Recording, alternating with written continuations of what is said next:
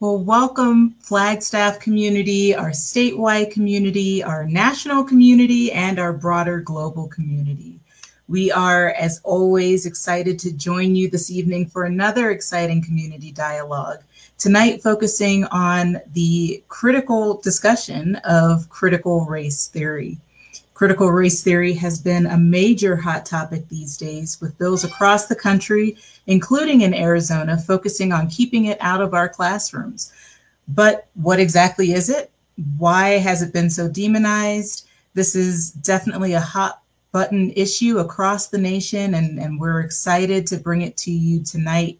And we're excited to hear how our speakers engage in this discussion this evening.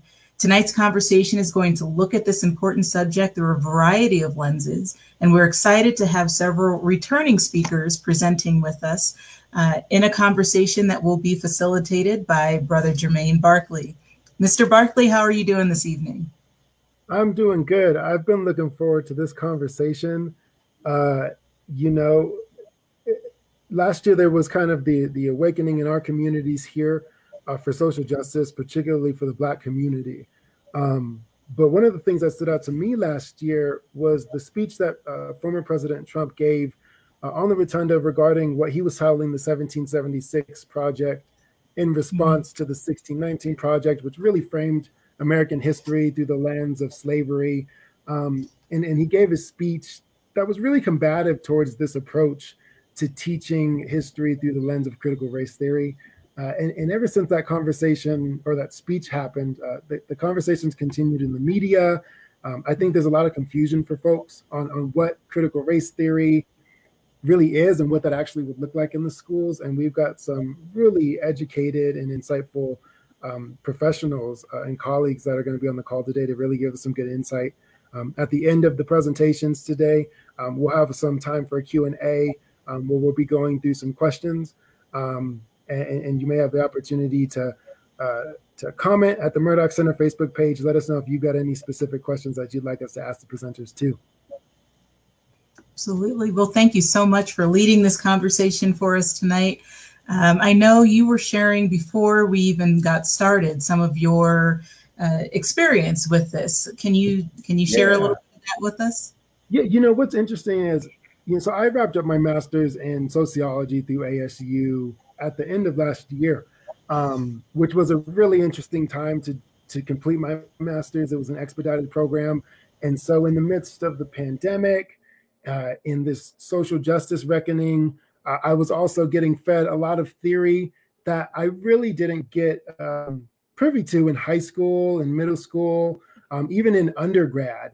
And one of the last things that we covered in my master's program was critical race theory, and how that's really shaped research on race relations in the US, on policy, on initiatives for equity. One of the things that was really interesting to me while I was learning about that is when you're a young person of color, a kid in school, and you're learning about American history, you're typically learning about the founding fathers, the Declaration of Independence and the Constitution. There's a lot of heroism in those stories. But one of the things that once you become aware of your own identity, you realize that that curriculum tends to miss a really big part of your story as a Black person. Maybe you get the chapter during Black History Month, you get the tidbits on civil rights, and then it kind of fast forwards to Barack Obama was president. And there was almost this assumption in high school and in undergrad that, and then racism was solved, right? And so when I was getting critical race theory in my master's, it was the first time I was learning about US history, and it really just clicked. Oh, this is how I can talk about my relationship with my country as an American, as a Black person and a person of color. This is what that story looks like. But what was a shame is that I didn't get that until I was 27 years old, the concept of that history. And so now that this conversation is happening on a statewide level and on a national level, there's a lot of potential and opportunity. But then, of course, there's a lot of pushback as those things generally go hand in hand. Yeah. Well, I can't wait. I cannot wait to hear what everybody has to share tonight. I will turn the stage completely over to you and let us get started in the conversation. Yeah, thank you so much, Khara. And the first speaker that we'll be bringing on is actually Dr. Beeman. So we'll go ahead and test our tech and see if Reverend Lewis can beam him onto our screen, and we'll get started.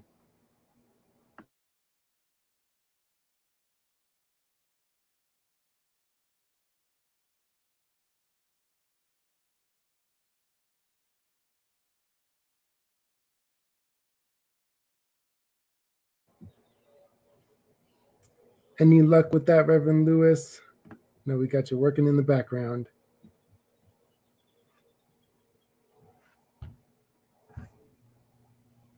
Ah, there you are. Great to see you. Hello. Good to see you.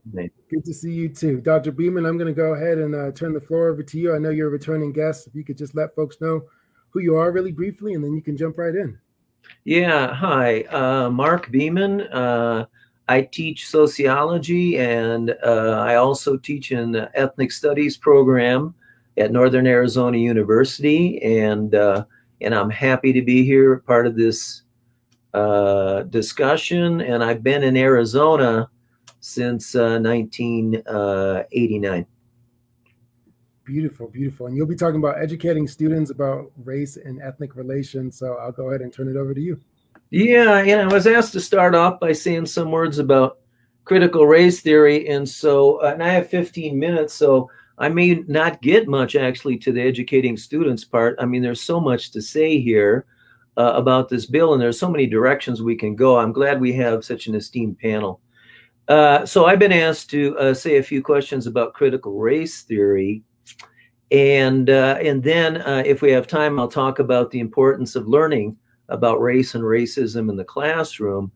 The first thing I want to do point out is that we're talking this in relation to SB 1532 and kind of the attack on critical race theory that we see going on across the country.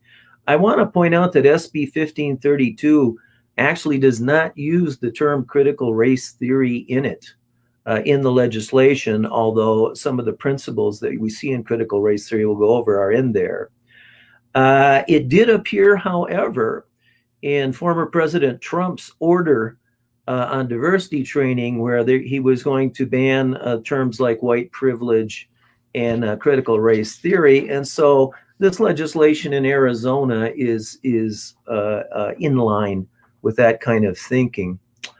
The language of SB 1532 is really kind of general, it's vague, it's abstract, rather than specifying a specific concept or a specific theory they don't want talked about in class. And this is because the bill presents a lot of concepts they don't define. The most probably controversial is the term controversial. They're making an argument about trying to prevent controversial things being either taught in the class, or if they were, give some kind of both sides of a story without giving deference to one side or the other, and imposing heavy fines for people who do that. They also are trying to make it a finable offense for making students feel discomfort over using race, ethnicity, or sex, basically in some kind of instruction or some kind of lesson in the classroom. And so what it comes down to is much of this legislation is based on people's feelings, the way they feel about a topic in the classroom. If they feel discomfort, we can feel discomfort about a lot of topics other than race, ethnicity, and sex. But we usually don't promote legislation to ban those kinds of concepts. It appears that the outcome of this legislation, SB 1532, is really to make teachers fearful. It's to make them fearful of teaching ethnic studies. It's to make them fearful of teaching gender studies. It's to make them fearful of giving general lessons basically on social inequality. All these are important parts of our educational system, okay? The very vagueness of the bill's language makes it more likely, in my view, for penalties to be pursued and subject teachers to costly types of litigation. And so while the taxpayers will pick up the tab for this policy that in my view is poorly written, the individuals are going to suffer the consequences. In some way, this legislation is a replay of HB 2281 back in 2010. If for those of you that remember HB 2281, this was really an attempt to ban ethnic studies. It was an attempt to actually, it was targeting one program in the state, and that was the Ethnic Studies program in the Tucson Unified School District. That program was referred to often as MAS as well, Mexican American Studies. And again, using the same type of tactic, that legislation did not say it was out to ban ethnic studies. It did not say it was out to ban Mexican American Studies. It used vague language to promote that goal, but the target was clear. And so in that legislation, it said instruction could not be done that somehow promoted resentment toward a race or a class. And again, very general types of language. It also said that instruction could not promote ethnic solidarity. Again, a focus kind of like on individualism. Okay. And so clearly we know what program was targeted. That program was attacked from the state. Basically, that was led by two individuals, but basically one of the political parties, the Republican Party, and that was Horn and Huppenthal. And so what had happened is that became subject to a lot of litigation. And when that litigation came in and the fines started to be imposed, that program essentially had to be dropped. The school district was afraid to teach it and incur all those fines. The federal courts ultimately ruled in favor of the ethnic studies program, and they concluded both the enactment and the enforcement of the legislation to ban ethnic studies were motivated by racial animus. And so now we have the courts ruling that our policies in Arizona, at least some of our policies, are essentially based on racism. So the good news is that the courts ruled in favor of ethnic studies. The bad news was that it took 7 years and essentially the program was disbanded. Okay. And so I think we have to keep this in mind when we're looking at the current legislation to ban critical race theory at this point. Critical race theory actually doesn't have a real concrete definition. One of the first attempts to define it as a theory was in 1993, and that was a book that was written, an edited book called Words That Wound, and that included authors Matsuda, Lawrence, Delgado, and Crenshaw. These are kind of, you know, this early foundational theorist of critical race theory. And so they define the elements of critical race theory as follows from the book. I'm going to abbreviate actually the elements a little bit, but I think the core concepts are still clear. The first is that racism is endemic to American life. The second is critical race theory is very skeptical of legal claims of neutrality, objectivity, colorblindness, and meritocracy. So we can see one of the things right from the beginning, the original theory was really focused on law. These were legal scholars. This is legal scholarship. And what they're doing is uncovering racism embedded in the law. Okay. Third, critical race theory challenged ahistoricism and demanded a historical analysis of the law. In other words, putting the law in some kind of context. Okay. Fourth, critical race theory included or includes experiential knowledge of people of color in analyzing the law and society. In other words, it's a more inclusive process. Okay. Fifth, the theory they saw was interdisciplinary and eclectic.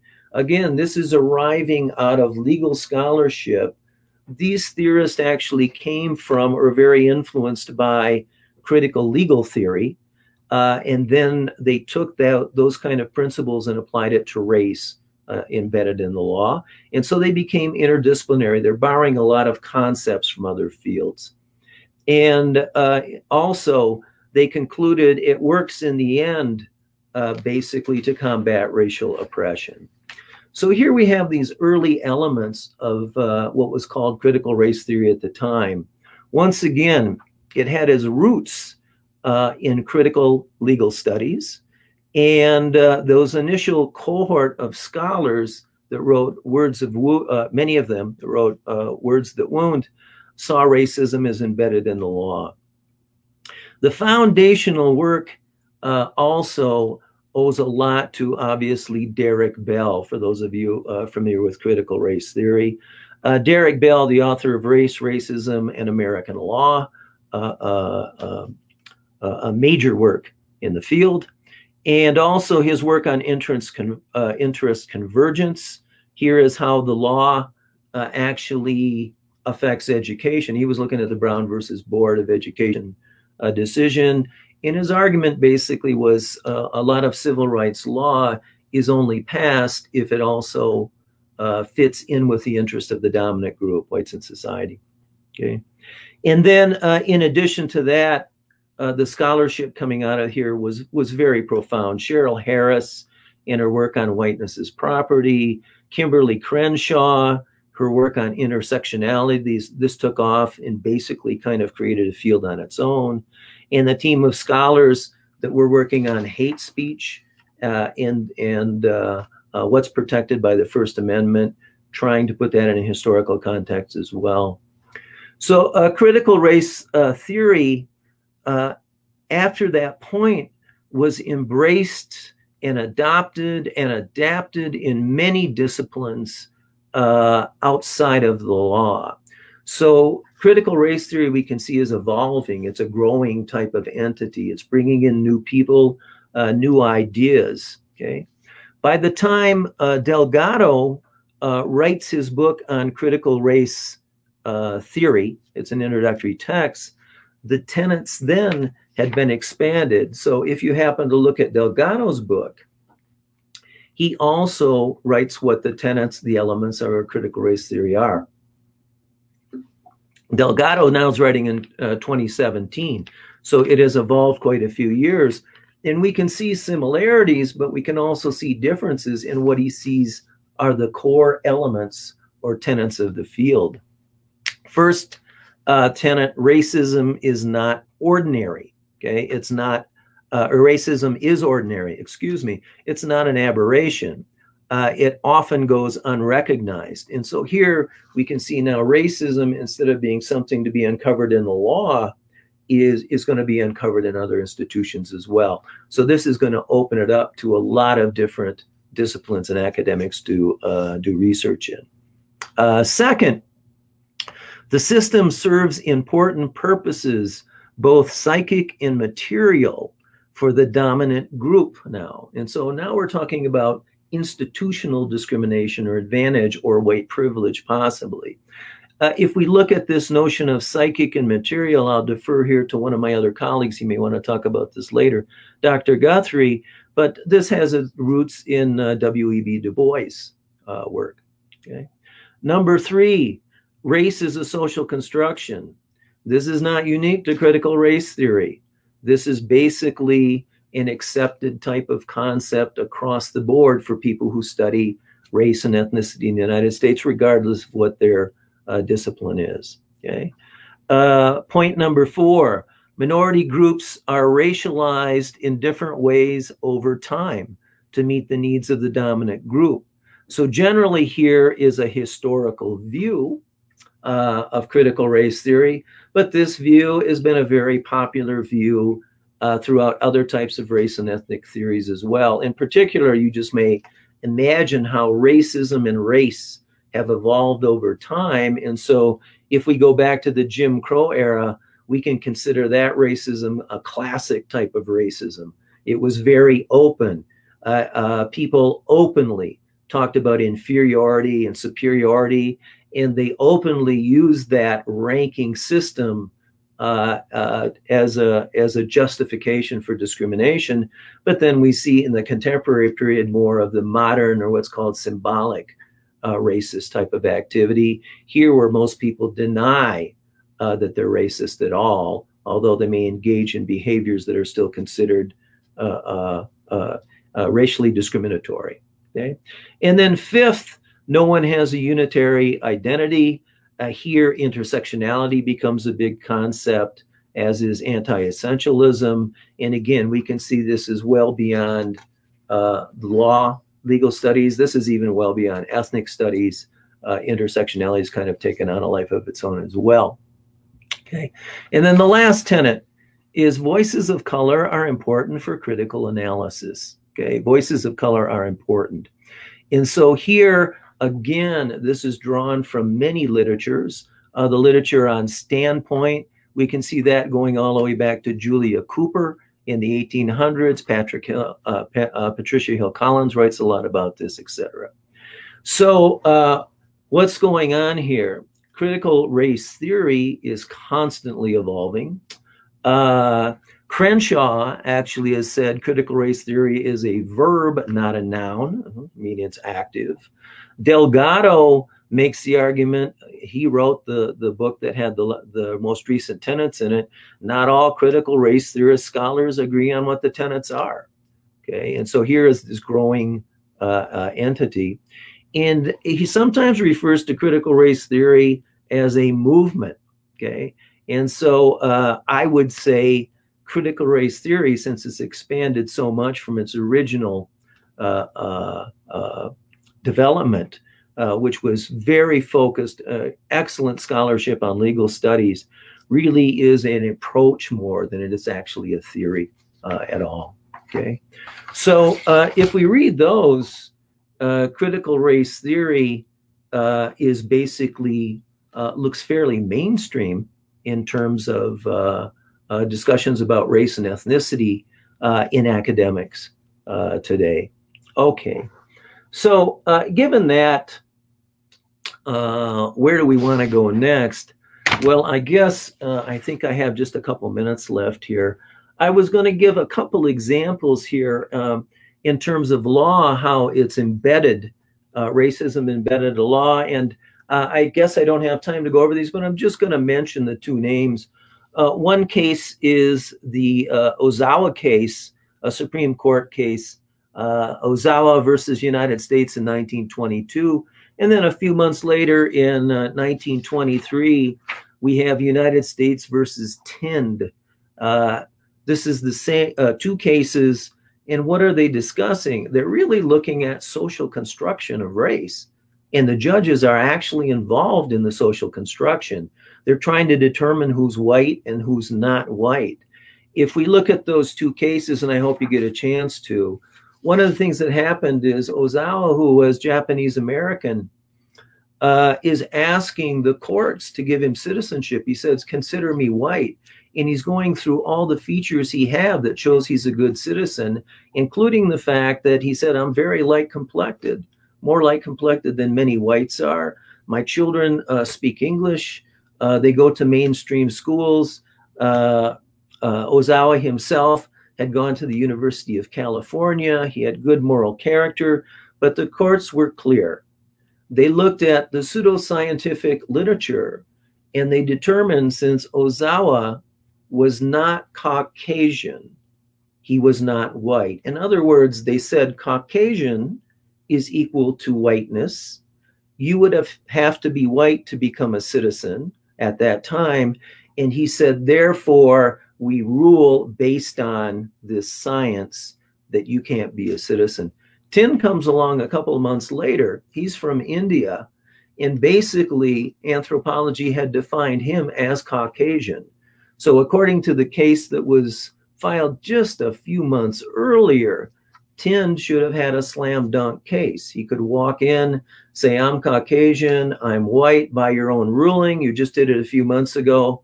It's not only the same court, but the same judge wrote the opinion. And then they decide not to use science in this case. What do they use instead? They said, we're going to use the definition of the common man. They look at you, they don't see you as white. Sorry, you can't be a citizen. So here, if we look at these cases about how race and racism get embedded in the law, we can see court sometimes was not even following their own precedent. The more overriding feature was what? It was basically some kind of white supremacy was being built in the law. Okay, so to wrap up here, my time's out, but to wrap up, I'm just going to say, when I teach race and ethnic relations, I find generally students are thirsty. They're hungry to learn this material. And I'm not talking just about students of color. White students are want to know what's going on in terms of race relations in the United States. The power dynamics possibly could make some of them feel uncomfortable, but for the most part, they're interested in learning about this. The first day of class, I always have a little quiz, and I just ask students, how many races are there? I ask them to define race, okay? And basically, their answers are all over the place. How many races go from 0 to infinite? Students write infinite, more than the number of people on Earth. They think there are races, yeah? And so here we have a discussion. Why is that the case? Why is it the case that they all basically know there's 100 senators in the US Senate, but they can't tell me how many races there are? And the answers are always the same. To a student, they're saying we never had a discussion about this in K through 12. Okay, this is the real problem we have with education, that there was already a fear, evidently, to teach it, and now a legislation like the current one is actually going to make matters worse. So in terms of being an educator, this is not a piece of legislation we want to see get passed. Thank you.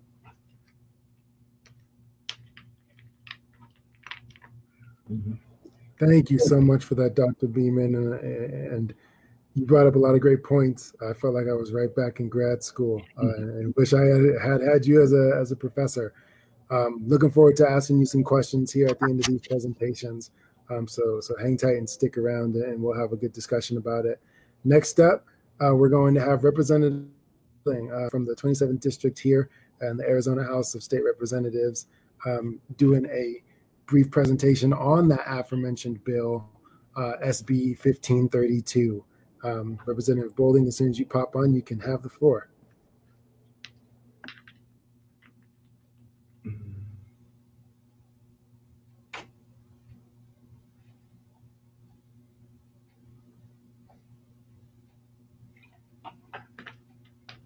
Yeah.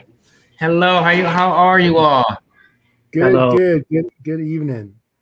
Good evening. Good evening. I first want to say thank you for having me here. I want to start with a quick disclaimer before I jump into the bill.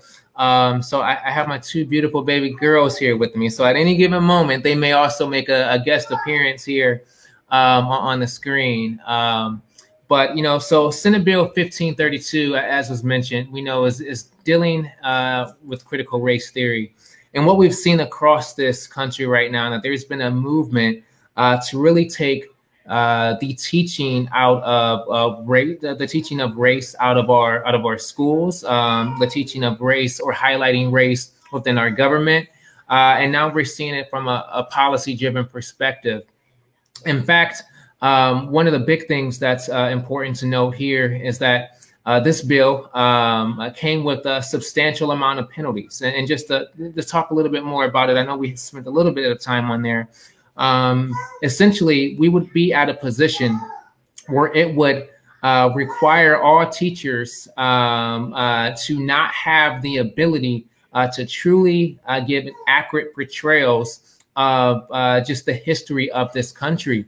Moreover, what it would do is it will provide the Attorney General with an opportunity to actually take teachers to court, sue these teachers at $5,000 per incident, which we know we don't want to make. We want to make sure that we're not spending state resources in the courtroom, but we're spending them in classrooms.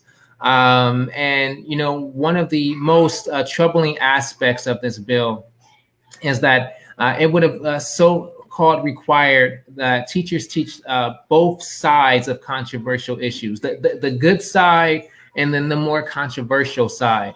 So when you look at many policies within our history, many people are taken aback as to, you know, what's the good side of slavery? What's the good side of the Holocaust? There are several different things that people have stepped back and said, hey, we're going to put ourselves in a position where teachers will be ultimately forced into giving inaccurate portrayals of what actually took place historically. And through those inaccurate portrayals, what they would end up doing is not really giving the fidelity of the seriousness of many of these incidents. What we know is that teachers have always encouraged critical thinking, and critical thinking is something that should be encompassed and encouraged in all settings. And quite frankly, Senate Bill 1532 would strip away any critical thinking or any conversation that we want our students ultimately to have here in this country. But there is a reason why. You have seen a conservative movement, really a far right, a very, very far right conservative movement, who has chosen to avoid conversation about our history, who have chose to avoid conversation about the factual encounters that people of color currently have here in this country. And they've taken those, you know, these conversations of fact personally, in the fact that they are believing that they are being attacked. Whether it's someone who feels like, if you're talking about slavery, they feel like they are being attacked. If you say, like, if someone is talking specifically about, you know, ancestors, and you guys may have just heard my kids here, they're playing some sort of a game going on here. But people are taking that personally. If you're talking about incidents that may have affect someone's you know, background, ethnicity, race, and the fact of the matter is, as the United States, we should have that conversation here in this country. We should be able to truly have these discussions. One thing that's important to note is that there has been bipartisan opposition to Senate Bill 1532. And in fact, today, Senate Bill 1532 was put up for a vote in the state Senate, and it was defeated. So 1532 was defeated by a vote of 14 to 16, which means that that bill will not make its way to the governor's desk. And I say that hesitantly, because if you know anything about state politics and about the legislature, is no bill is truly gone into the session has ended. But as of right now, and I think it's safe to assume that bill will not become law and that bill will not pass. And that is extremely, extremely important because what we know is what that would have encouraged in our schools was to truly stifle speech, stifle conversation, and stifle historical perceptions and historical events that our kids should definitely know about. So with that said, there are other aspects. There are other aspects that we've seen that have been directly targeted when we have conversations about race. There is another bill right now that would essentially no longer allow for any type of diversity training in our state agencies.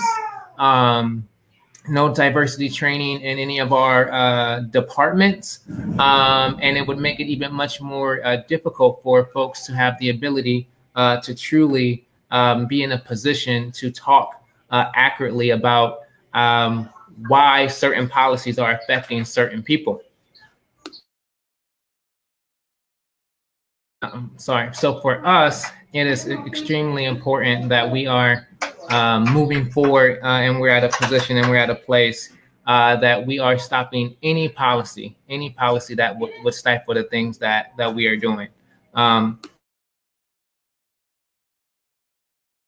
The other so that bill is Senate Bill 1074. And Senate Bill 1074 specifically would no longer allow for us to have the ability to do any culture sensitivity training within our Department of Economic Security. It would not allow for us to be at a position where our officers who are taking implicit bias training. It would not allow them to have that ability to do that. It would essentially force, again, all of our state agencies from looking at historical perceptions, historical data, in order to inform the decisions that they're making.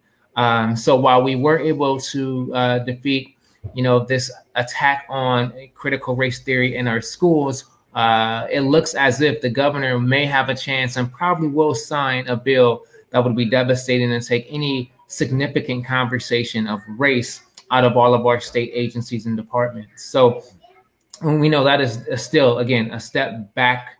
A step backwards. So my hope is that as we continue to have conversations about, race in this country, as we continue to have conversations about race here in this state, we can do it in a way that allows for our students, that allows for individuals who are staff, or individuals who are just members of the public accessing staff and agencies, that they can have truly accurate and fair conversations. And what we know is in most cases, these things are already happening. And, in any incident on any topic, it's extremely easy to pick out an isolated event in which, something may have not been taught to fidelity, or there may have been an inaccurate portrayal or inaccurate portrayal of something that took place. And that thing is then used as a hyperbole to paint a teaching an entirely different way. So, my hope is that as we continue to move forward as a state, we are critical in everything that we and the policies that we put forward, and we make sure that we allow for robust conversations. And with that, I don't know if we want to open it up for any questions. If there's any things specifically that I can also chat about, that would be helpful at this time as well.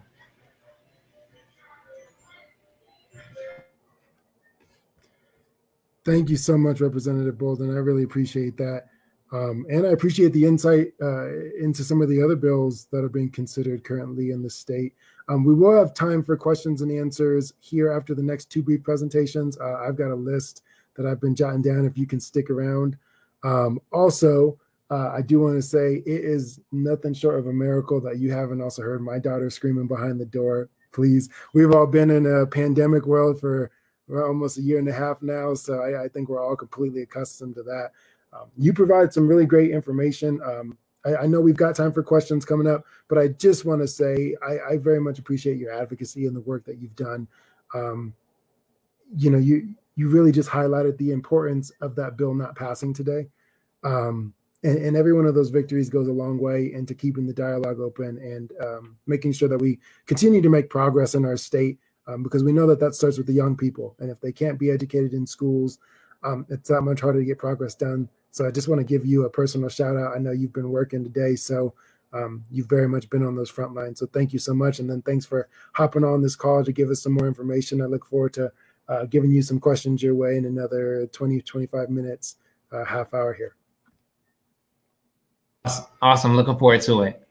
Great. Next, we've got Dr. Hall. That's going to be talking about the weaponizing of false victimhood, how critical race theory has been purposefully demonized by white fragility. Dr. Hall, looking forward to hearing your conversation and presentation.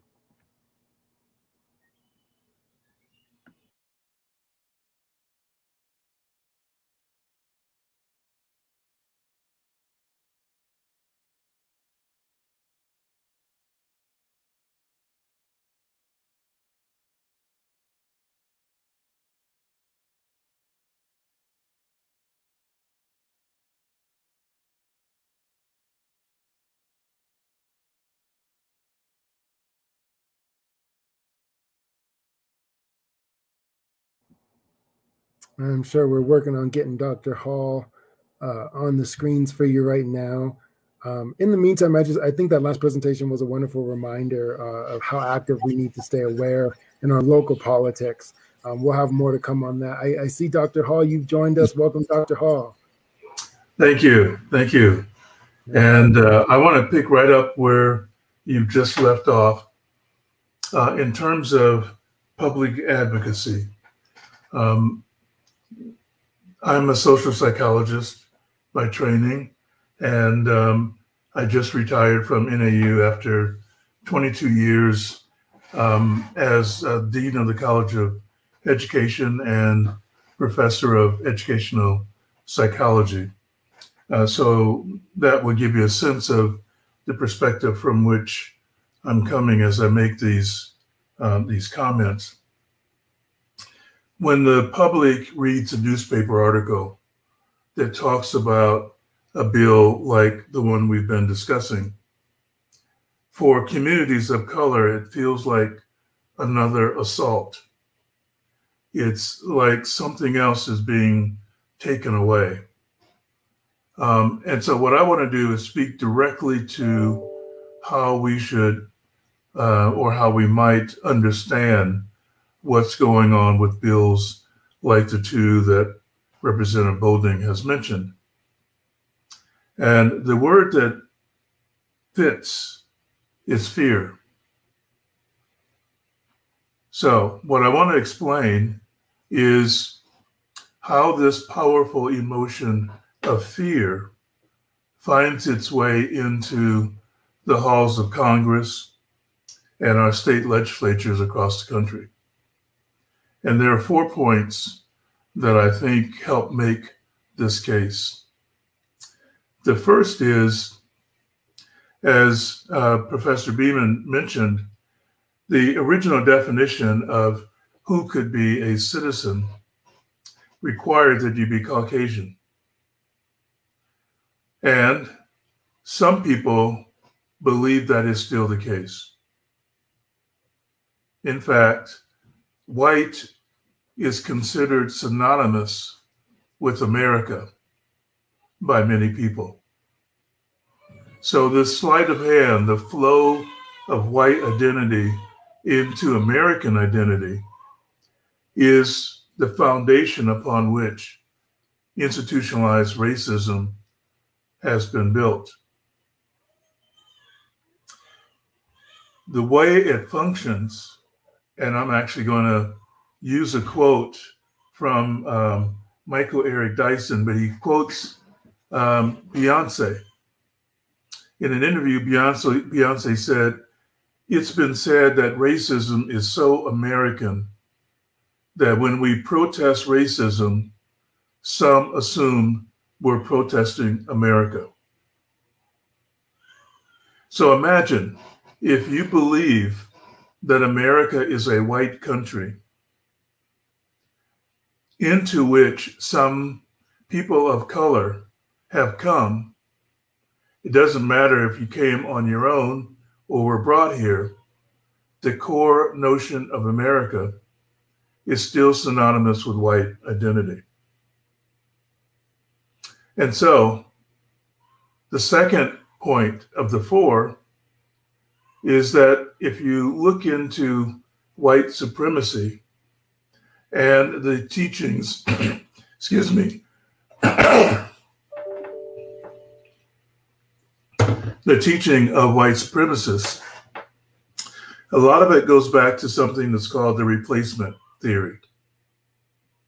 You may recall that during the big march in Charlottesville, one of the chants was, "You will not replace me." Well, this is related to the first title because there's a belief that America is a white country. And the more that you see people who are not white, and you read the statistics that the percentage of the population that is white is going down, you give fuel to this notion that white people are being purposely replaced by immigrants and people of color. last month, on the U.S. House of Representatives floor, one of the representatives said, for many Americans, what seems to be happening, or what they believe right now is happening, is what appears to them is we're replacing national-born American, meaning native-born Americans, to permanently transform the landscape of this very nation. There's just before that, a commentator on Fox News, the infamous Tucker Carlson, who said, I know that the left and all the gatekeepers on Twitter become literally hysterical if you use the term replacement. If you suggest that the Democratic Party is trying to replace the current electorate, the voters now casting ballots, with new people, more obedient voters from the third world. But they become hysterical because that's what's happening, actually. Let's just say it. Every time they import a new voter, I become disenfranchised as a current voter. So, in the broader scheme of things, movements like the bill that we've been discussing and the voter suppression bills that are running rampant around the country, at their core are based in fear. Fear that a country which whites believe they own is no longer, or is less and less white. And therefore, their grip on dominance is being eroded. The blame can be put on immigrants. It can be put on Jewish Americans. It can be put on African Americans. It can be put on liberal politicians. But the bottom line is somebody is taking our country from us. So the reason I bring this up is we should not be surprised that the frantic nature or frantic pace of these bills is going to continue and in fact increase, because the basic motivation is that a group of people feel that something is being taken away from them. Now, when these bills are written, I'll cite just what's been in the news recently, that a group affiliated with the Heritage Foundation didn't know they were on a live mic and acknowledged that they've been writing and advising states on the laws that suppress voting. So it's not, again, a surprise that we at this point in time have a bill like 1532 in North Carolina. So the folks who consider themselves under siege are finding ways to band together to, in their view, fight for the country that is theirs so that it will not be taken away. The construct that underlies all of this is white fragility. The notion that many people in this country are afraid to talk about race, or at least uncomfortable to talk about race, because the mere discussion of race is a reminder that they, in fact, have a race also. They would rather not think of themselves as being white. They would rather think of themselves as being American. I'm sure you've heard that.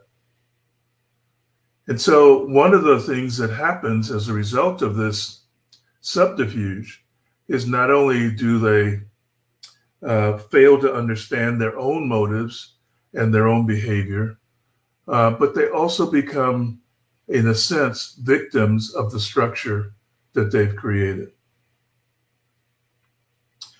Earlier, Jermaine mentioned the distress of hearing former President Trump talk about the diversity training and the fact that in his view, diversity training was pitting one American against another. Well, I think if you listen more closely, what he was really concerned about was that that kind of training was pitting people against white Americans. And so he said at one point, then when he was complaining about one of the bills that had been introduced into the Congress, they had levels of voting that if you ever agreed to it, you'd never have a Republican elected in this country again. There's a very consistent theme between all of these comments. Republicans who have not won the popular vote in a presidential election in quite some time understand that if it wasn't for the old-fashioned electoral college, they wouldn't be winning or have a chance to win presidential elections even today. So the people that we're talking about are those who feel that America is white. Enlightened individuals who recognize that the richness of America is that it isn't all white. Join with us in celebrating the diversity, recognizing that it brings strength, it brings innovation, it brings different ways of thinking about or approaching a problem. I like another of Michael Eric Dyson's comments. He says, straight white men have been involved in a witness protection program that guards their identities and absolves them of their crimes while offering them a future free of past encumbrances and sins. Critical race theory, ethnic studies, etc., pull back the covers and disrupt this effort to absolve them of their guilt. And so my final point is that we should not be fooled that these moves are just an effort to avoid talking about difficult topics. The reality of things like the enslavement of Black Africans has been known for years, and the degree to which this country has been unique in its double talk about democracy and enfranchisement, while never agreeing in writing that all citizens should have the right to vote. Not at the founding of the country, not at the end of the Civil War, when they could have made that the law of the land. And the basic right to participate in our society is one that oddly has to be renewed periodically. So blaming critical race theory is a deflection. The concern about critical race theory is that it is a lens through which people begin to separate America from whiteness. That is a dangerous idea to have catch on. So as long as there are those who consider America to be white and their own personal property, we can expect laws and actions designed to obscure how this country became what it is today. So I look forward to joining in the Q&A as well.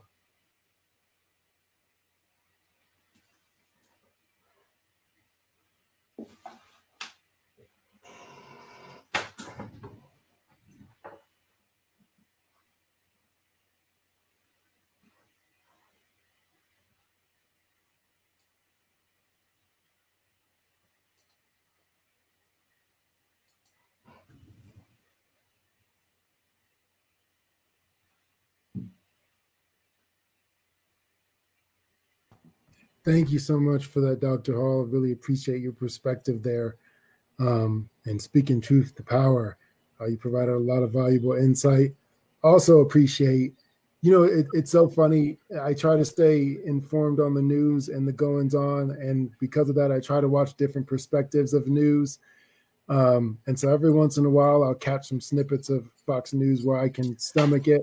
But hearing the words then come out of someone else's mouth, it just takes you back, doesn't it? It just takes you back. The dog whistle terms, or sometimes not even dog whistle, just the overt homages to white supremacy that this country's been built on. Yeah. Seeing that in our popular media, it's disheartening. But like you said, not very surprising. Because of some of the principles in which we establish what it means to be an American. So I look forward to discussing that with you more right after our next presentation, which will be by Dr. Ricardo Guthrie, a frequent participant in our Live Back Experience conversations. He'll be talking about the new boogeyman of critical race theory and anti-racism, the attack on democracy, with Dr. Guthrie.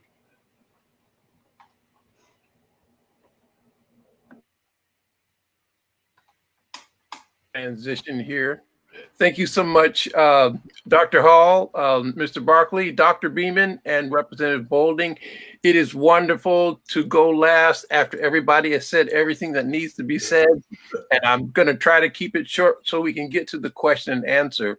I'm a professor of ethnic studies at Northern Arizona University.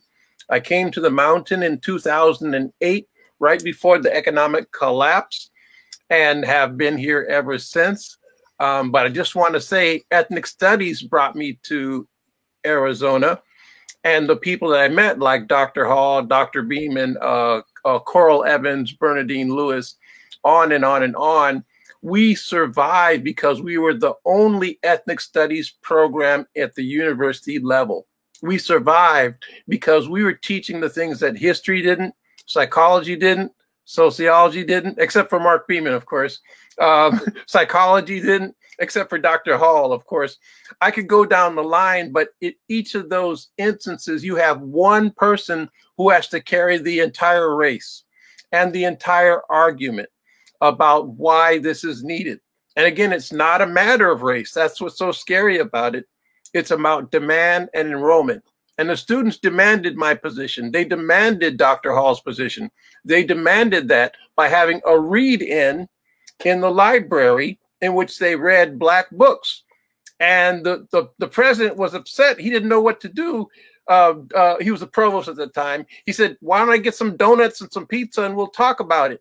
And the kid said, no, we're reading about Black history, which we are not taught in the school. Thank you. Within 2 years, we had the first ethnic studies faculty member, Dr. Tara Green, in English. And the poor woman was split between 2 departments. She was starting to cover 2 areas. So what Dr. Hall has said is so true. You have to cover your own base and 2 other bases every time you open your mouth. You have to be an expert in 2 or 3 areas. So it's no surprise. Ethnic studies does that, but it's understaffed and under-resourced. And this is one of the reasons why it's under attack. So let me talk a little bit more about the Live Black experience that we've done for the last year. Comes out of a social movement. As you may recall, 1 year after the death of George Floyd and Breonna Taylor and Ahmaud Arbery, and I just can't say too many, but I will say her name, Breonna Taylor, and others inspired so many people to come out in the streets around the block and around the world that people were asking, what can I read? What can I say? How do I have this difficult conversation with my mother, my sister, my brother? Well, we pulled it all out. So in this first screen I have for you is a colorful rendition of what Dr. Beeman talked about earlier.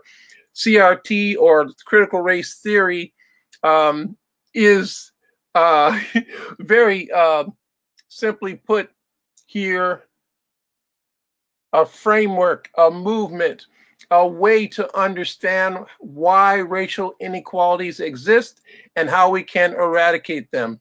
Now, why is that so threatening to people? I'm going on the next page here. It's threatening because it examines systems, policies, and the law in systemic racism. So it's not just an individual thing of someone not liking me or not liking black folks or being afraid of non-whites. It's that there's a system that allows people to have disparate impacts based on their color, their gender, their ableness, etc. And so what's critical in that race theory, as Dr. Beeman said, is that we looked at all the systemic problems, not individual problems, not people who wear pointy hats or march and saying the Jews will not survive and tiki torches. That's a problem. But that has always been the minority in America. The vast majority of people want racial equality. They want equity. They want justice more than anything else. And so while we are concerned about critical race theory, we want to be concerned that this academic framework is presented accurately. Okay, and it's called a critical theory again because, as Dr. Hall said, critical thinking is the cornerstone of learning in America. If you're not a critical thinker, you have not learned. Okay, and the knowledge that we use to navigate this system of inequality can be used to undo inequality. Let me go to the third page. Let's see. Thank you, Sister Khara. The background, as Dr. Beeman has said, can be traced back to legal scholars, right? Because they said the law has never been neutral. It's never been colorblind. So let's stop pretending that and see how it does enshrine race and racism. And when they did that, people said, oh, this is an interesting concept. How is this going to apply in education, in sports, in sociology? And so it grew, as Dr. Beeman said, it grew and grew and grew. And it wouldn't be fair for one group to say it's only this. But the critical legal scholars do have a point in saying that it comes back again and again and again to the legal strictures and the regulations we might experience because we never really fixed it, right? 13th, 14th, 15th Amendment, civil rights law, voting rights law, we keep trying to fix it. But the problem is, at its core, that law keeps trying to ignore race. Maybe we can fix it without talking about it. Here we are again, where we get a set of bills that try to attack race and not explain what the problem is with using race. So when we came about doing the Live Black experience, as we said, their social movements were in the street. We went beyond the law to show that the law had undermined justice in America. Why would a policeman kneel on somebody's neck for more than 8 minutes? Why would that happen? Why would people get shot in their home, unarmed, at a midnight raid that was illegal? Why would that happen? And we would only know about it because of what? The cell phones and the technology that we have. There's got to be another way to look at this. The summer of discontent or disorder, they said, was actually used by Donald Trump and others to say that's why we need to have laws to stop you people from protesting. But look at this. The movement itself, the summer of Black Lives Matter, influenced several symbolic changes. The Washington football team, they got rid of their racist logo. You know that logo that had the image of the Native American called a redskin. A redskin is actually the thing that whites would take off of a dead Native American and turn in for money. And that was the name of a football team for decades. And they couldn't understand why that was wrong, so grievously wrong and horrifying to Native Americans to see that thing that they had been reduced to be your logo. The Cleveland team, the baseball team, they also decided, okay, we're going to have to get rid of the grinning red-faced mascot, Chief Wahoo or whatever it is. We're going to have to change that. NASCAR decided they would ban the Confederate battle flag. What? Good old Southern boys decided they weren't going to use the battle flag? My God, this is a social change movement that affected Black, white, Native American, Asian American people around the world. Monuments came down. That's right. Why would you have a monument to a seditionist, to an insurrectionist who went against the Union in your town square in Georgia or Alabama or Mississippi or Virginia or Kentucky? Why would you do that? These were traitors to the country, traitors. And we're going to put them up as heroes. This is the only country that would do that. You wouldn't do it in Nazi Germany. There are no statues to Hitler. No, they take those down. But in the United States, we say that's our heritage. I want to be careful about that. If your heritage is to honor a traitor and a seditionist and lynchers and killers. Now, that's pretty harsh, but it's the truth. Those monuments have to come down. And those of you who say, well, that's just a symbol, Dr. Guthrie, why are you so upset? Sometimes we live by these symbols, and the symbols tell me that my heritage doesn't count. It said my life doesn't count. And how then do we pass it on to our little babies in Representative Bolding's back front yard or in Jermaine's living room? How do we tell that story that you don't count as much as somebody who was a traitor and their descendants? You can't do it. Okay, so we've moved beyond the law and we're into the social policy and the symbolism of what it means to be American. And then all of a sudden they tell us that CRT, critical race theory, is un-American. You should know that they're not talking about the critical race theory that we're talking about. We should know that this is the boogeyman that they have put up, just like they were afraid of Muslims. They were afraid of Mexican migrants. They were afraid of quote unquote communists, socialists, integrationists. There are a lot of boogeymen that we've seen in the last 50 years, and this is no different. They have become a touchstone for raising fear among people who typically are not fearful, okay? But those who are fear have leveraged all out of proportion for the rest of us. So none of us would have been on that Capitol insurrection on January 6th. None of us would have done that. But that small group of people who were incited to take over the Capitol building can't even get an investigation of why they did it. In America, we can't even investigate that. So that shows you the type of fear that has been going on is part of an attack on racial justice so that we can sideline the debate on what is equality. We're still asking what is critical race theory when we should be asking what is equality and what it looks like. Why should we want something like that? Why? Because we would begin to take back control from those who have had power over the last, I'll just say 50 years, to try to stymie equity and justice for people who have increasingly become the majority. Arizona is going to be a majority Latino or Latinx population in the next 5 years. California already is a majority non-white community. And that is true for most major cities around the United States. So why is this thing such a problem? In Arizona in particular, we've had, like as Dr. Beeman said, an odious history of this, but we've also had quite a bit of success in fighting against it. It might take time, but sometimes the best movements do take time. So let me put up something here. Sister Khara, could you put up the second slide that has a map of where these bills are? I just want to say that, there it is. We got rid of the Donald Trump who inspired an insurrection, but did we get rid of the problems that he had put before us? The answer is no. It would have been foolhardy to think that one man had all that power.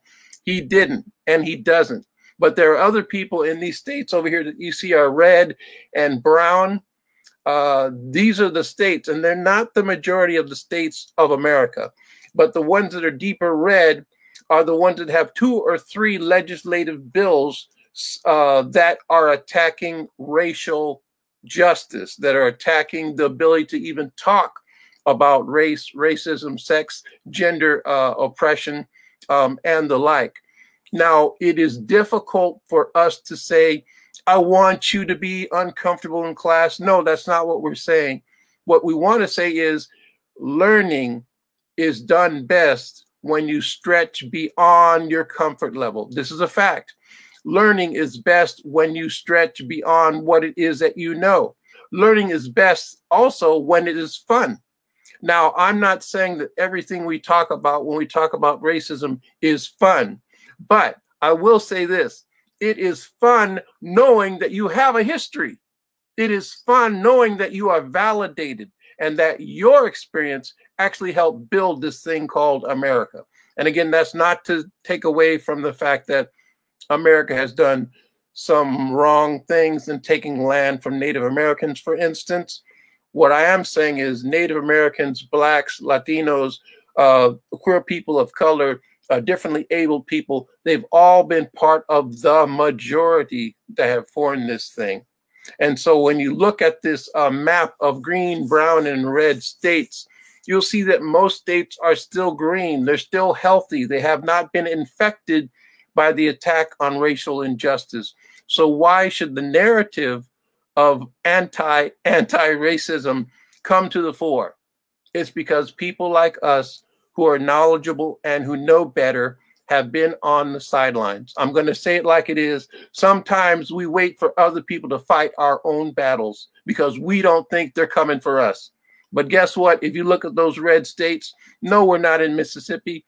No, we're not in Texas, Idaho, North Dakota, South Dakota, Minnesota. But that doesn't mean anything if you are cognizant of how discourses and symbolism and sanctions actually sweep the entire country.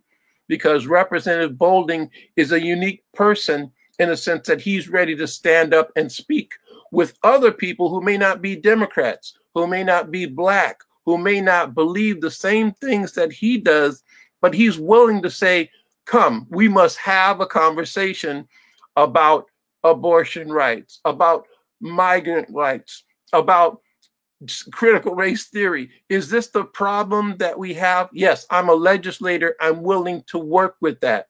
What we're seeing now in America, however, is many people who aren't willing to talk to a Representative Bolding. They're not willing to be honest to say, you're right, we have more in common than we have difference. And we've seen this because of the summer of Black Lives Matter. I raised this as part of my closing. The summer of Black Lives Matter put Black people forward as the litmus test as to whether United States would continue as a democracy. This is exactly what Dr. Hall was saying. It was a litmus test to see if you honor Breonna Taylor, if you honor even George Floyd. You may not like them or to be like them, but they did not deserve to die. And if you agree with that, we're 9/10 there. If you agree with that, we don't have to worry about other things that might divide us. It should be possible to stay in your home, have the police knock on the door and say, oops, we made a mistake. We don't have to come in shooting Breonna. We'll go somewhere else. It shouldn't be that a person who is under someone's knee has to die to say, I can't breathe. Maybe I did something wrong, but mama, I can't breathe. that shouldn't be the way police treat a human being, even if they are under threat or an allegation of doing something wrong. So in closing, I say that there are other people like Representative Bolding and people on this phone call who are joining together. We've seen the grassroots movements like Mi Gente, MIJENTE, who created a grassroots campaign to kick out Superintendent Huppenthal, who kicked out Horn, who kicked out the state senator who was trying to do the Show Me Your Papers bill in 2010. We elected other people. I'm hoping that maybe we can elect a new governor to replace the outgoing Mr. Ducey. Good, bad, or indifferent, I do think we do need to have people who show leadership and are willing to speak with civil tongues. If we can do that, and if we go back to the movements that are on the ground, Kim Crenshaw is working with the African American Policy Forum to put together a coalition to let the truth be told. And this group of people are not just CRT people, they are rank and file, they're parents, they K-12 students who are interested in trying to have a civil discourse and reunite Americans around the idea that racial inequality is not a dirty word, that we have to come together across these boundaries, and that race is simply that boogeyman that has been put up so that the white power structure can maintain control. Just like in South Africa, their days are numbered. They're getting desperate, but we should be happy because that means what? Weepeth endureth for a night, but in the morning, joy comes. And I'll end right there. Thank you. Thank you, Dr. Guthrie. I knew we had it right having you go last. You were sandbagging. You always end with the powerful one. Thank you, Dr. Guthrie. No. Yeah, I can always count on you to finish the presentation strong. While right. We're waiting for everybody else to pop up on screen, we'll transition to the question and answers now. But boy, do I appreciate you putting it into the context of action and what's been going on and action going forward and what that looks like. I mean, all too often, and even on the quote unquote left, all too often we get caught up with disagreements on the specific way forward, and we don't have a conversation with each other because we disagree on maybe the solution. And it stops progress at its door when we can't find, this foundation of decency of agreement. This is wrong. Something's got to change. Let's start there. So I appreciate you putting that into context. Thank you. I see we got Representative Bolding back. We got Dr. Beeman back. I'm sure we're getting Dr. Hall back here soon. So I'll go ahead and jump right into the questions. And Representative Bolding, this first one is actually for you. So the first question I want to throw out there is, one of the many criticisms that you often hear further right on the political spectrum is that teaching through the lens of critical race, or really any ethnic study, is going to indoctrinate our children into hating their country. In September of 2020, former President Trump went so far as to call teaching critical race theory child abuse.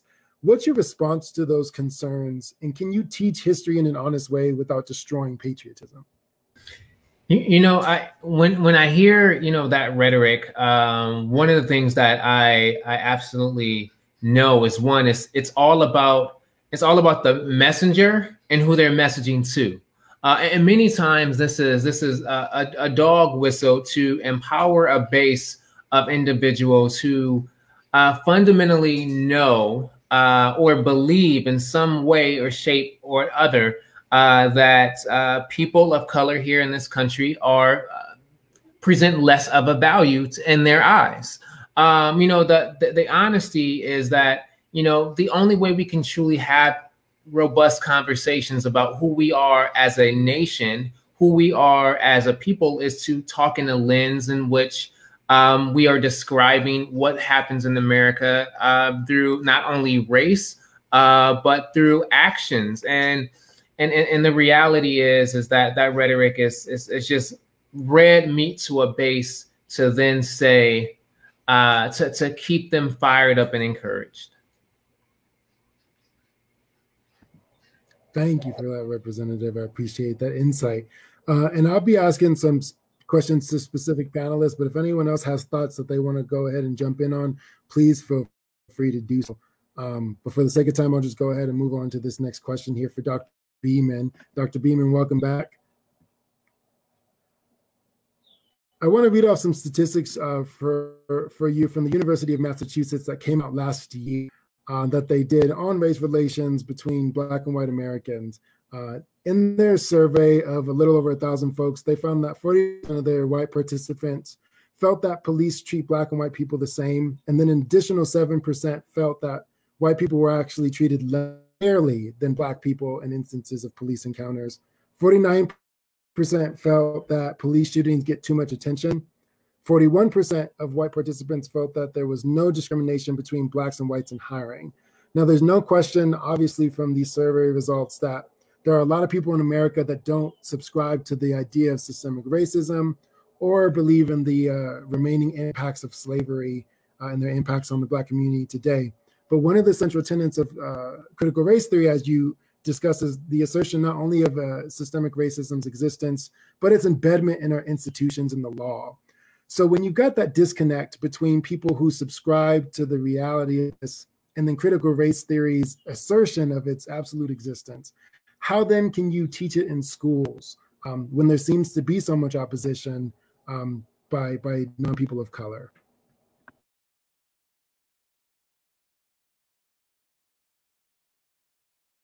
Unmute, brother man. Unmute.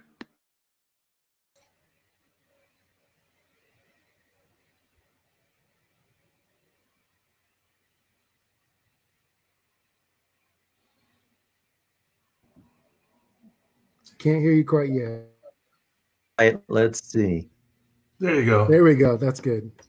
I don't know what I did. I just have my cursor going around in a circle and I can't even see it. I think we deal with this a lot in terms of race and ethnic relations. One of the reasons we created that was to have a curriculum that reached out to students of color. But one of the things we find is that white students really need this class. There's a hunger for them for understanding, and you have to be honest. One of the first things we deal with in that class is white privilege. And we talk about white privilege being institutionalized. And so I think a lot of white students have a fear of talking about white privilege, like they're holding on to it and it's their fault and they're going around with it. So no, it's institutionalized, but what they have to do is recognize it. Once they recognize that white privilege, are they willing to do something about it? Okay. And so I think this is our introduction, and some of our students are. Also, in terms of our definitions of racism, as Dr. Guthrie was pointing out, there's a lot of racism in society, and it's not just people going out with white sheets over their head or pointy hats. In that kind of study, discussion of symbolic racism, when you have that talk that many people who do things symbolically that turn out to be racist, to encourage institutional racism to stay, like, for example, saying affirmative actions, a quota system for unqualified people, those kinds of statements, right? And then you go in and look at what the program actually does. That kind of symbolic racism is said by people who say they are not racist. If you can give examples of those, students sometimes get that aha moment, that movement. This is institutionalized. I've heard people say this. It makes sense to me now that maybe, we have to do some kind of change. So that's part of my optimism. I'll divert a little bit here to Dr. Guthrie, because I think a lot of these students want to actually get involved in a greater movement as well, not just the classroom.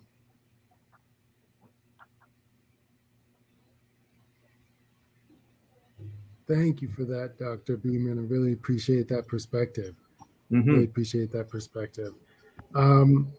This next one is for you, Dr. Hall, specifically. I want to read a brief snippet that was in relation to that speech I referenced last year Donald Trump gave about his potential 1776 project that NPR put out. And it starts with I quote, "In particular, Republicans have taken offense to the New York Times Pulitzer Prize-winning 1619 project, which detailed the country's history from when first enslaved Africans were brought to America.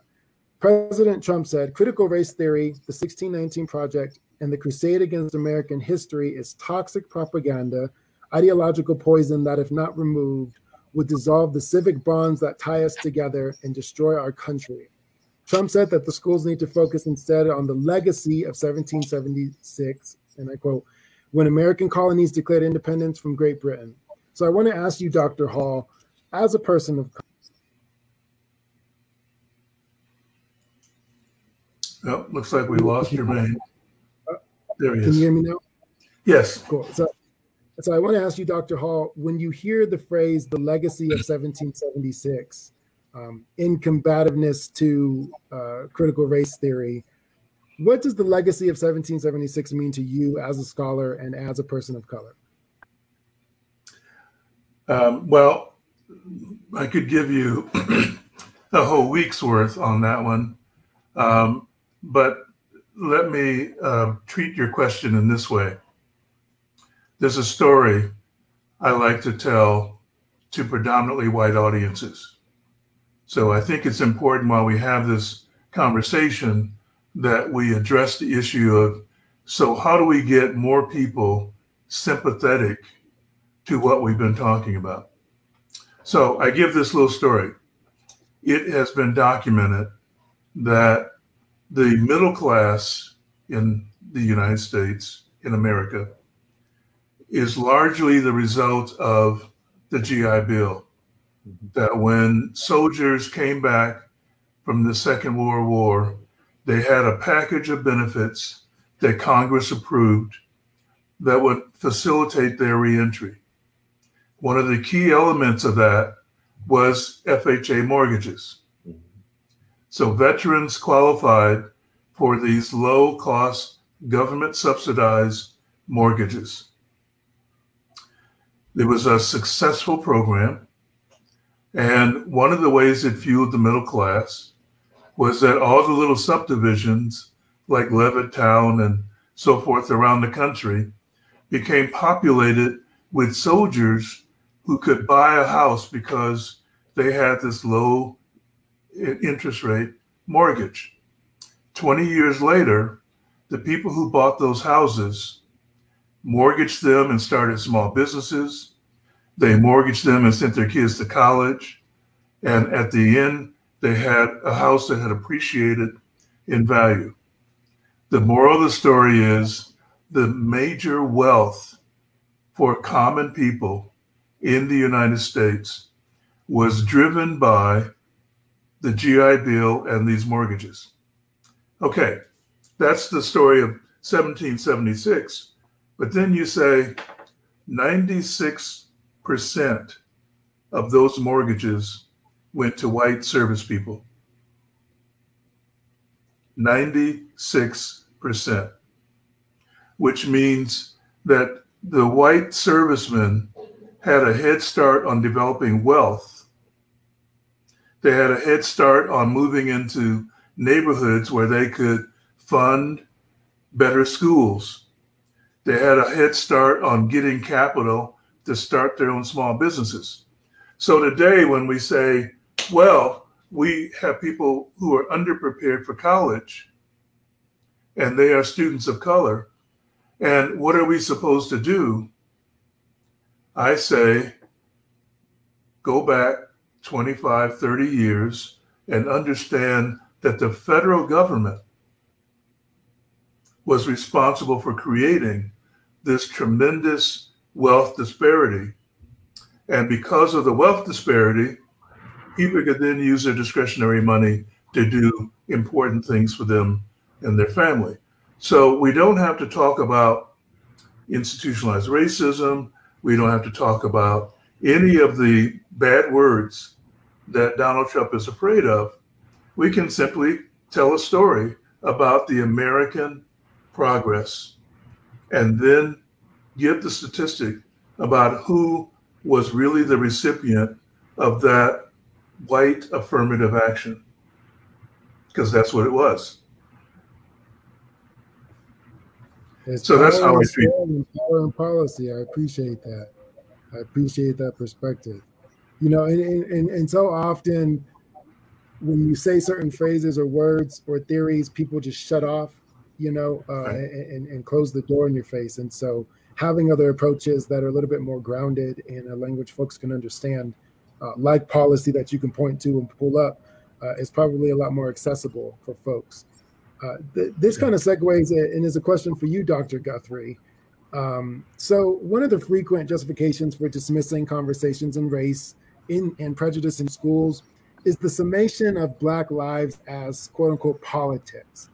Black Lives Matter as a political issue, police violence as a political issue. In your mind, how do we shift the conversation about Black lives, about progress, away from a political issue and into an issue of education, awareness, or history? Very good. So how do we shift the paradigm from that's a political thing, we're in the classroom, why are you doing this? Not political science. I got it. Well, I do art and film as part of my instructional portfolio. So I will show some of the films which typically people are more willing to listen and watch, because then they can project onto a character things that they might feel or they're afraid to say.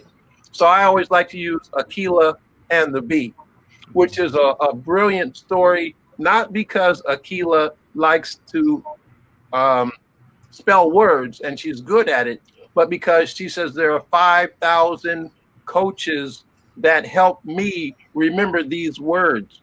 And so the brilliance of the film is that it shows the politics of her school, which erases her academic achievement because it doesn't have resources. The teachers don't care. The students are under siege. You know, they go through metal detectors, all that.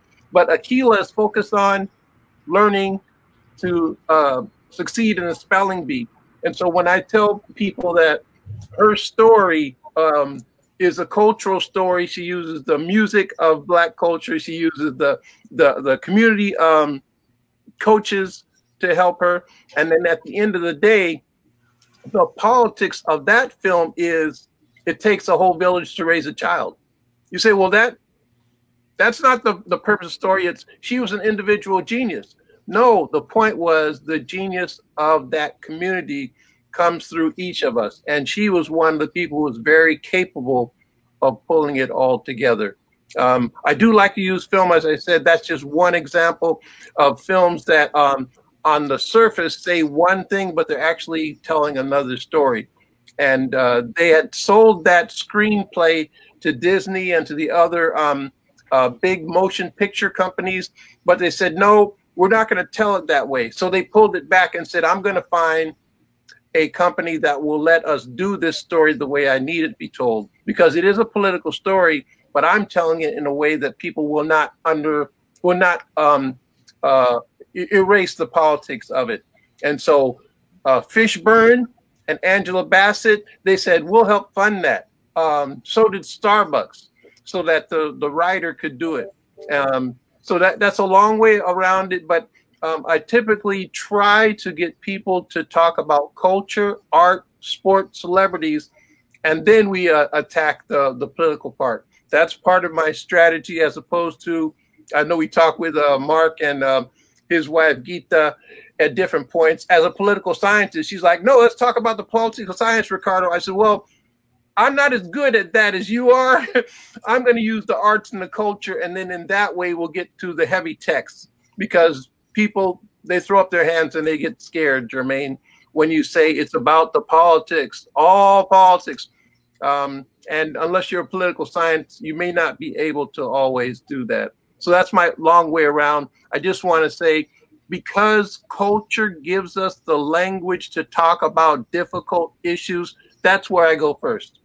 And then, as Dr. Hall has said, because they're not going to let us use the language, we can't define the problem, and therefore it looks like it's our fault.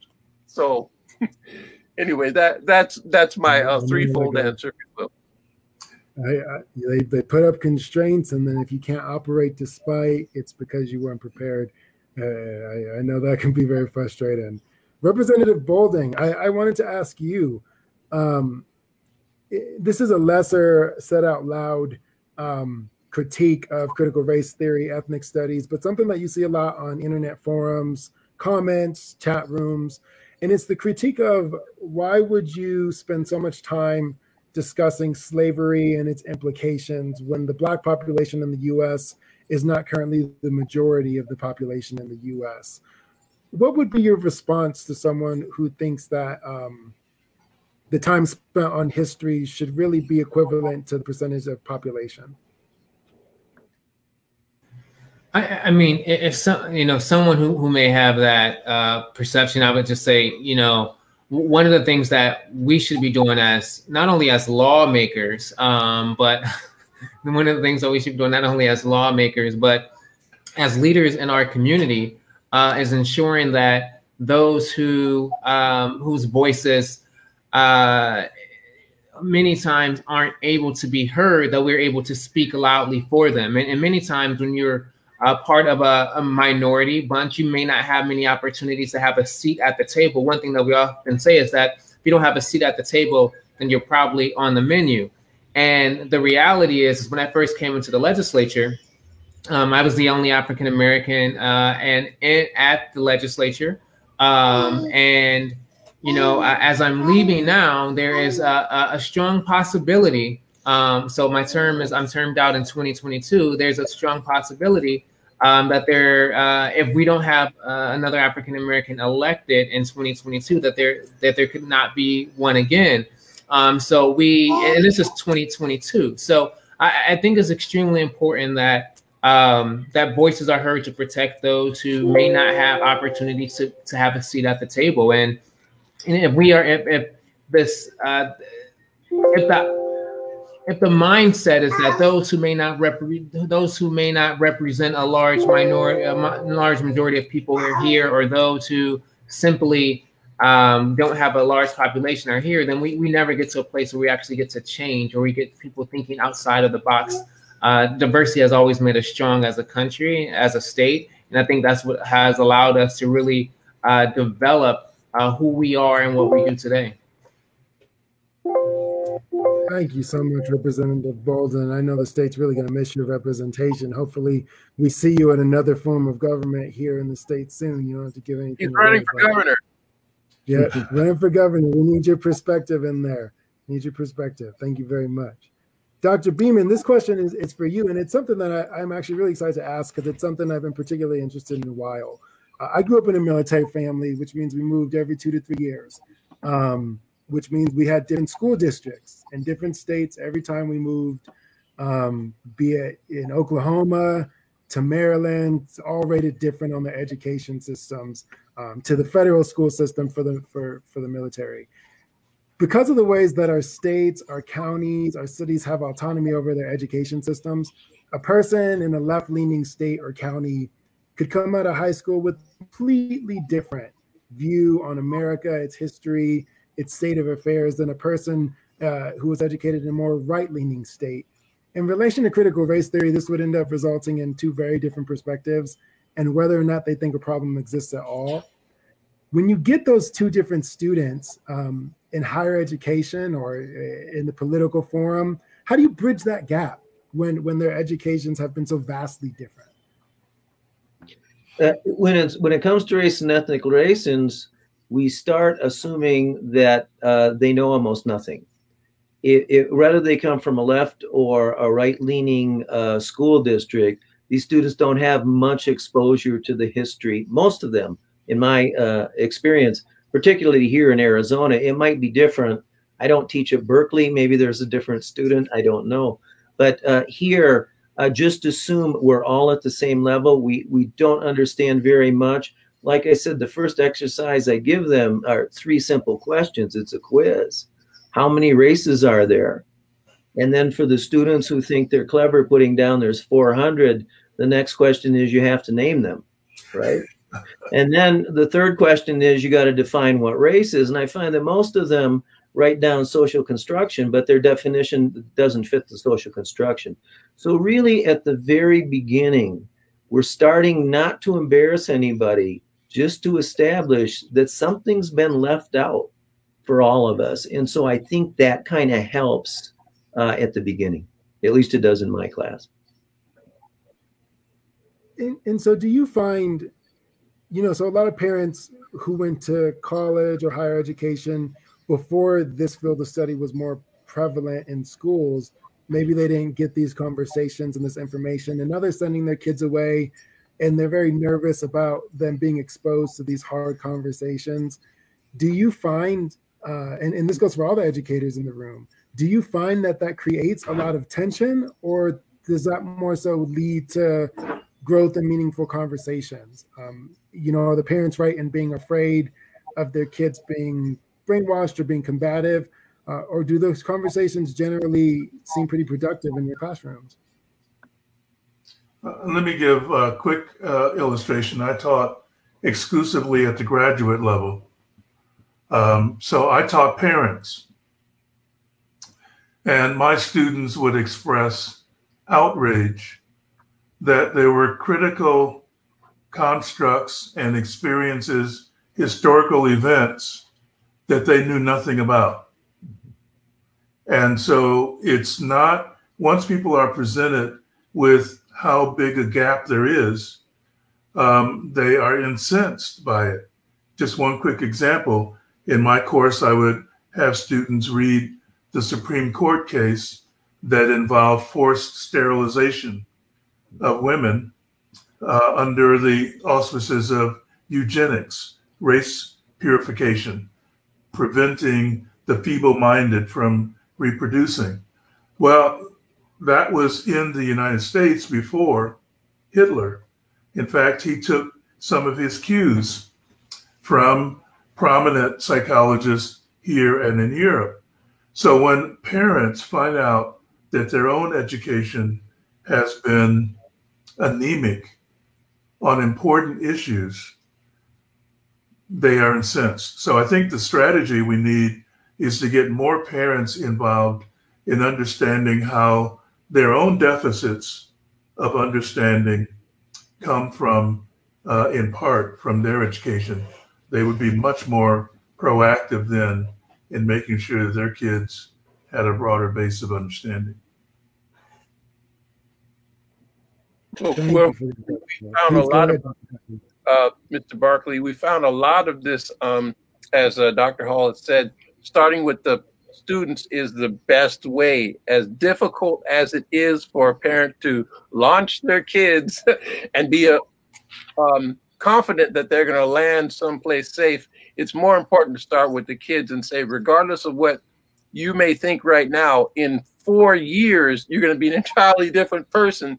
So look towards that person and what can we give you in your learning pathway that will help you explain that to your parents. But when you start with the parents, unless you're teaching them, you never get out of square one. I'm a parent and I do feel like, well, no, Maya, you should do this, or Aoife, you should do that. But it's not my choice. Ultimately, Aoife and Maya have to do what they're doing. And Representative Bolding's little girl, she has to decide. And it may not be what he wants and thinks is right. I studied Black studies, and my parents were in psychology, and they're like, boy, you're always going to be Black. Why you got to study that?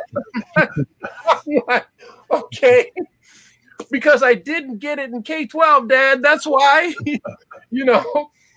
So that's what launched me. I was supposed to be doctor, lawyer, whatever. I was a Black studies major, and they were pissed. So anyway, that's my long story short. Whenever you see, well, the parents are afraid of, I want to say F the parents, talk to the kids. They'll tell you.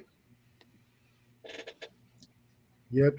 And that's what's so hard when you see these bills that directly target curriculums in K through 12.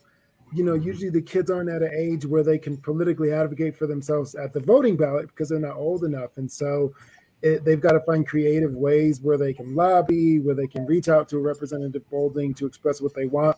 But a lot of times then the parents are kind of speaking on their behalf, and they might not be as caught up with the knowledge of the times as the kids are.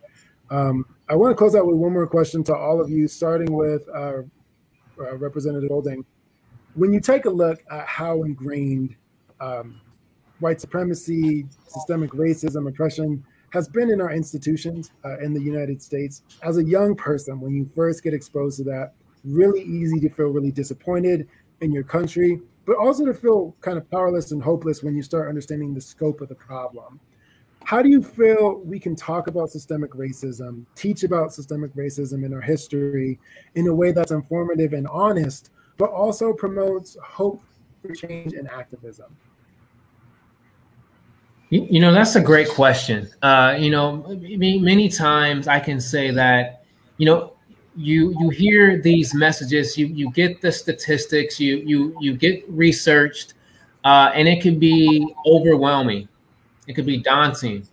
You know, I'm actually now in this place where you've seen so many officer involved shootings that you tell yourself, I don't even know if I want to see the next one.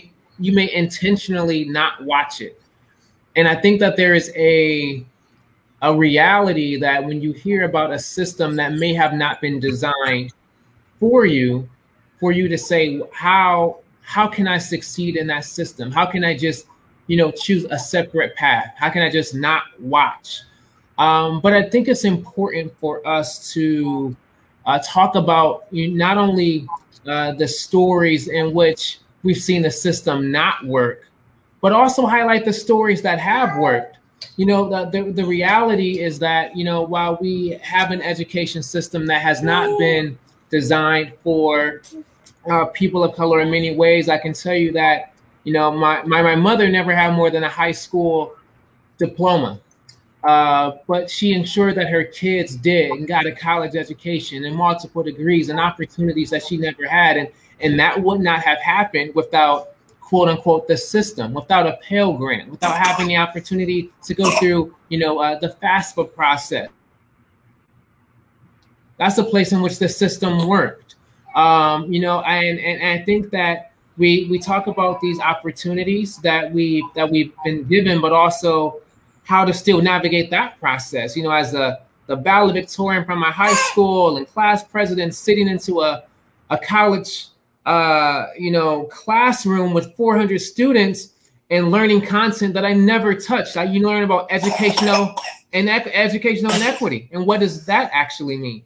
You know, that's the way in which the system did not work, right? Where, you know, there's content and opportunities being taught in specific neighborhoods that you may not get the opportunity. A in one zip code may not be an A in another zip code, and understanding that content. So I think it's important to talk about the reality of where we're at, you know, how privilege has allowed, you know, some of us to navigate the system, but you shouldn't have to be lucky. And for many times, people of color, you have had to be lucky, or the right place at the right time, or knowing the right people. And I think for many people, we can point back to who were those certain individuals who have put us and an opportunity, or was able to reach back, or was able to give you a chance. And then you juxtaposition that with others who may come from similar backgrounds, who may have not been given that chance, and how their outcomes may have been, you know, diametrically different. So I think it's important to share stories, use stories, and use those as a way to empower and teach reality. Thank you, Representative. I really appreciate your response. And I identify, as soon as you said that, I could think of a couple of people who opened doors for me that probably wouldn't have been opened if they weren't right next to me. And it's too bad. You know, we look forward to the day where having a Black president or a Black vice president is hardly news, right? That to me, that's what progress looks like. Hardly news, because that's something that we would just expect as normal. Same question for the other educators in the room. How do you toe this line between really difficult, sometimes very dark content, oftentimes very dark content in our history, but make sure that your students are walking out of your classrooms motivated to act? I know in sociology, a big principle of sociology is that it's active, right? Is that it sponsors change, sponsors involvement in your communities. How do you toe that line without burning students out? Yeah, yeah, it is. I might add, not as much as ethnic studies. I mean, ethnic studies grew out of activism. And so that in that field, An introductory to ethnic studies class starts with activism in the beginning of the program itself, right? But in terms of systemic, you find ways you think they can relate, and sometimes they have to go find it for themselves. And so one project I've been doing since the year 2000, when it really looked like our voting system was out of whack in Florida, is to have students, and Dr. Hall has mentioned this, study voter suppression.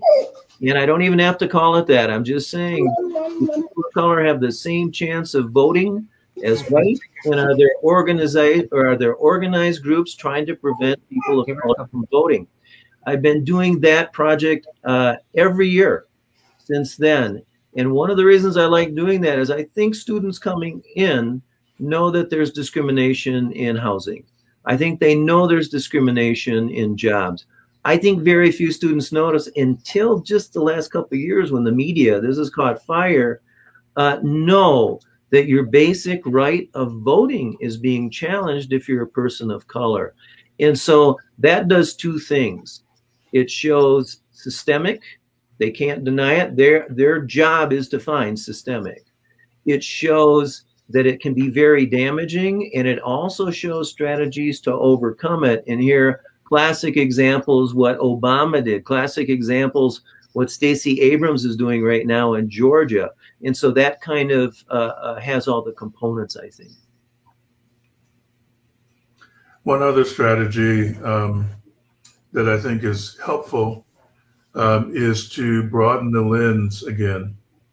So in the class that I created for my graduate students, we talked about racism, ethnocentrism, classism, ableism, and sexism, because when you understand that the same mechanisms of dominance have been used and are being used against people based upon all kinds of features of their personhood, you first of all enlist their support and compassion for the fact that some of the things that they've experienced that they didn't feel good about are happening to other people based upon other selection criteria. So I think that is one of the ways to help everyone feel connected to and part of the isms that are rampant in our society.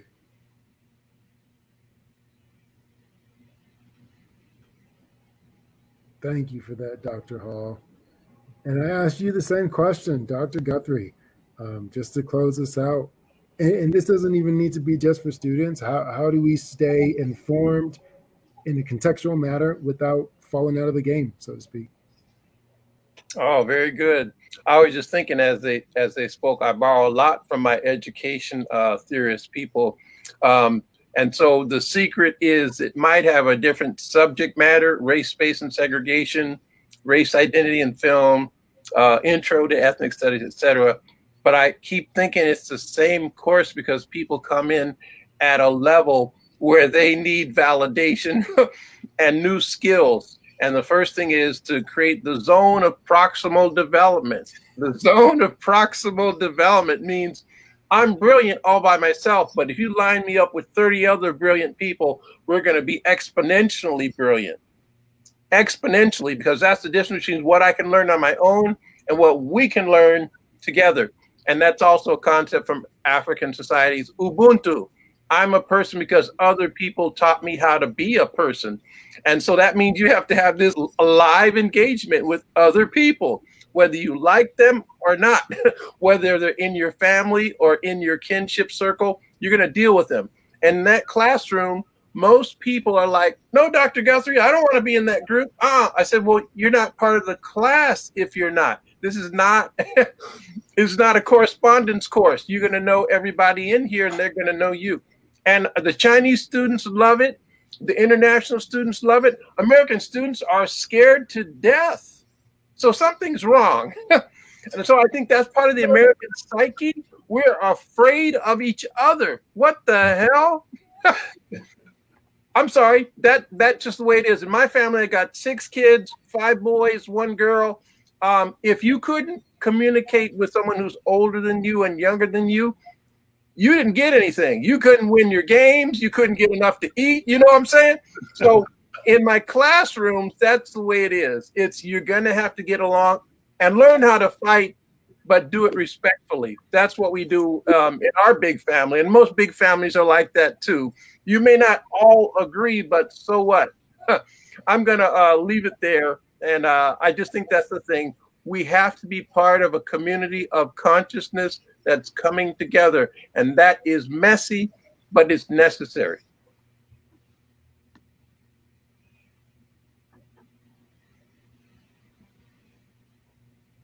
Thank you, Dr. Guthrie. And with that, folks, I see the Honorable Khara House has joined us again.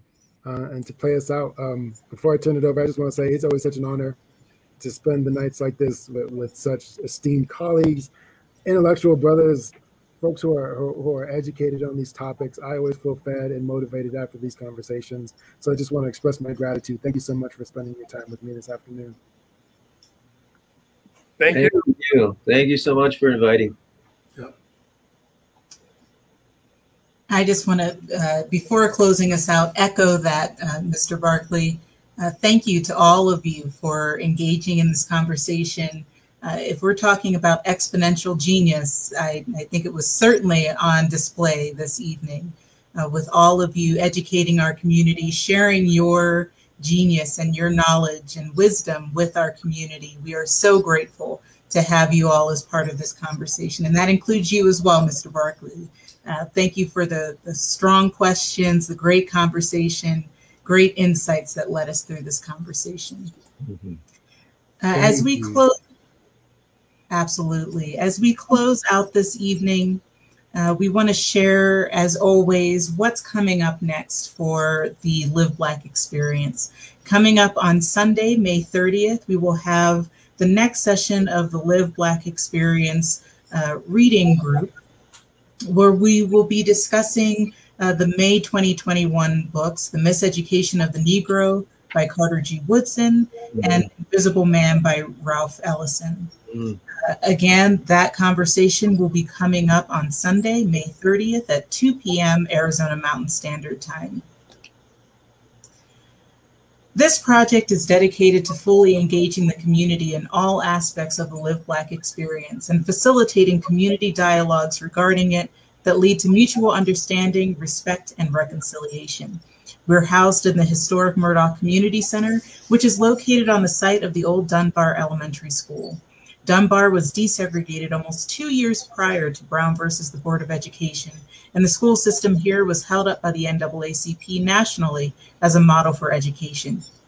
By taking a few minutes to complete the survey that's linked on this slide and linked in the comments of this presentation, you are helping us to continue to provide the community with relevant and timely programming.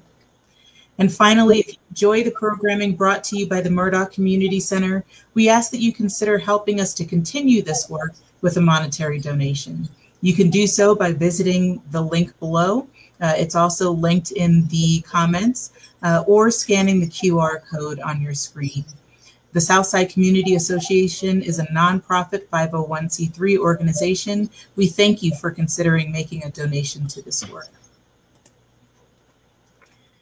And finally, in closing, again, we say thank you to everyone who joined us this evening. Thank you to the presenters and speakers and facilitator for leading us in this important conversation that is such a hot topic across the nation and here in Arizona. As we heard tonight with the surprise passage of a bill that will have major impacts on the ability of the public and community members to engage in important discussions of diversity, equity, and inclusion. We know that these sorts of conversations are so much more important because due to the nature of the programs that we're offering, we may very well see ourselves becoming one of the few places that people can engage in these critical conversations. We see that responsibility and we honor that responsibility to our community. So we encourage folks to continue coming and engaging with us as we participate in these conversations. And we're so grateful to the folks who come and speak with us and guide us through these conversations. To our audience, we say again, thank you for joining us. We are grateful for your participation. And as always, we wish you a wonderful evening. Go out, be blessed, and be well. Thank you.